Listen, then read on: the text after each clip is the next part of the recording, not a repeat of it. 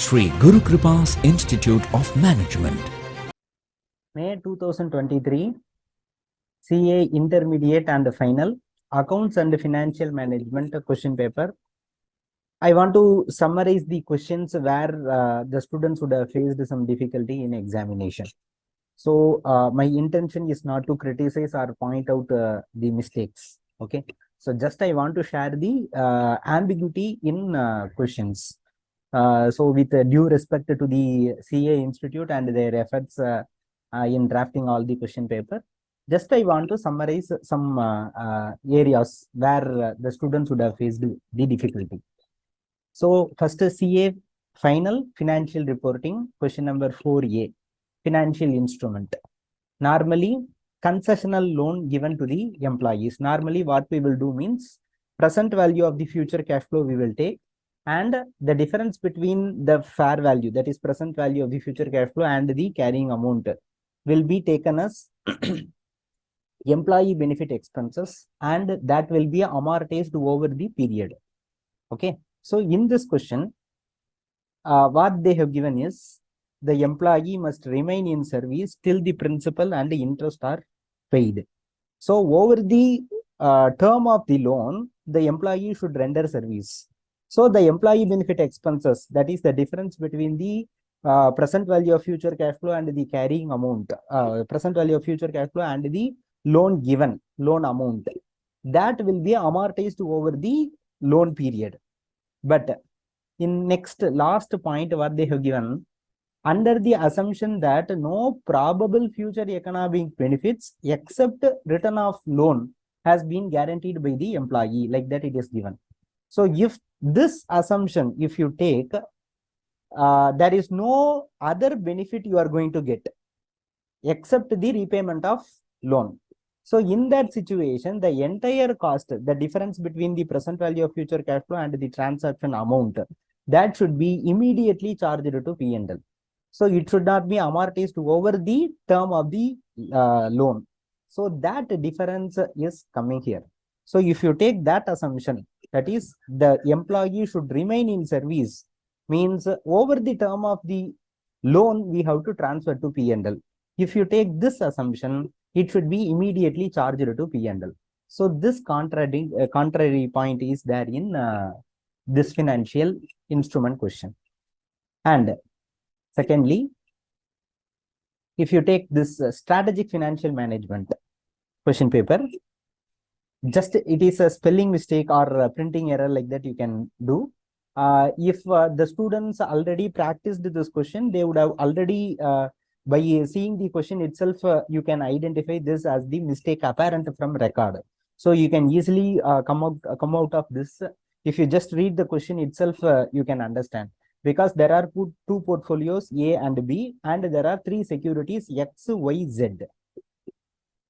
In second part of the question, they are saying that calculate the amount allocated to B and C if half of the funds are allocated to security X, like that they are saying. So security X, if you allocate the half of the funds, balance can be allocated only to security Y and Z. There is no security C in the question. So just by reading the question, if you already practiced this question in study material, you can easily identify this question. And in this question, most appropriately, you are getting negative weights. So that should also be considered. If you get negative weights, you have to sell the security, short sales. Okay, so in portfolio management, in two areas, there were two cases, the weight can be negative. So if you borrow funds, weights will be negative. If you do short sales, in that situation also, negative weights will be coming. CA intermediate advanced accounts, consolidated P&L, they have asked in question number 3. There also one point I want to share. G Limited sold goods of 200 crores to K Limited at cost plus 25%. So this point is given. In this situation, sales of G Limited should include this 200, and the raw purchases, actually the purchases should be there. Here there is no item called the purchases. So only raw material consumed is the relevant item. So raw material consumed of K Limited should be at least 200 crores. but the given number is only 100. So this may also lead to confusion.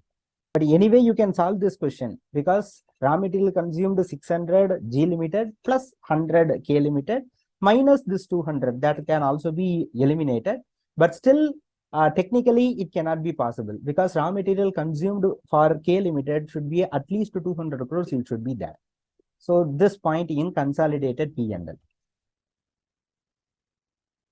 Then financial management and economics for finance. In that point, question number 1D.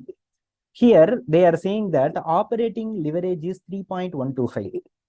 And if 40% decrease in sales will result EPS to 0, like that they are saying. So if you take this 40% decrease in sales will result EPS to 0, you will get DCL, that is degree of combined leverage, will be equal to 2.5. Operating leverage given is 3.125. So DCL is equal to DOL and DFL. That is combined leverage is equal to operating leverage into financial leverage. So 2.5 is equal to 3.125 into financial leverage will come. So financial leverage in this question will be 0.8. So in that situation, negative interest will be arising. So that is EBIT, that is earnings before interest and tax, will be 136, and the EBT after deducting interest, the EBT will be coming around 170, which is not at all possible. So EBIT, if you deduct interest, the EBT should be lesser than that. But here interest is negative, interest is coming, interest income like that it is coming. So technically this cannot be possible. Another point, capital budgeting.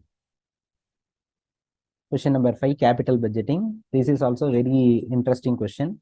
But one vagueness is there. That is, if you see this point, cost of the new machine is 12 lakhs. Vendor of this machine is agreed to take old machine at a value of 2,40,000. Cost of dismantling and removal of old machine will be 40,000. So this cost of dismantling, who is taking this cost of dismantling? Who is liable to discharge this? That is not given. The question is silent. General assumption, the cost of dismantling will be incurred by Z Limited. In that situation, cost of the new machine will be 12 lakhs. Vendor is taking over for 2,40,000. So the balance amount 9,60,000 will come. So that 9,60,000 will be splitted into 80% of the net purchase price and the remaining. Like that we have to split. If the cost of dismantling is borne by the vendor, in that situation, 2,40,000 minus 40,000. So 2 lakh is the net purchase price and the cost of the new machine is 12 lakhs. In that case, net purchase price will become 10 lakh. That is 12 lakh minus 2 lakh, 10 lakh will come. In that situation also 80%, 20%. So the initial investment itself will get changed if you take the assumption. That is, the cost of dismantling expenses, if borne by Z Limited, the answer will be different. Cost of dismantling expenses, if borne by vendor, the answer may be different. So the final answer will also be different in that situation. And the depreciation also. Here, normally, if you pass the accounting entry, new machine account data 12 lakhs will come. Two old machine. So that credit part will be separate. Debit part, cost of the new machine. New machine account data 12 lakh only it will come. So the depreciation should be claimed on 12 lakh only. So the that point should also be taken care. So anyway, 12 lakhs on that only you have to claim depreciation as per accounting. Another point, the question should be solved based on NPV only. General assumption, NPV only we will solve, net present value. But here they are saying that Z Limited will not make any additional investment if it yields less than 12%.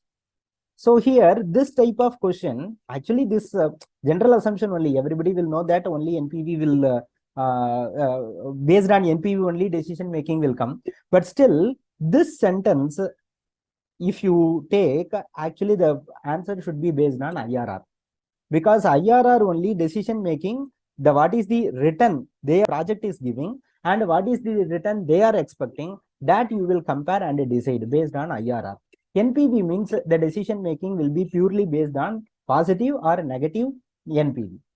So these are all the questions where the students would have faced some difficulties. Sri Guru Kripa's Institute of Management.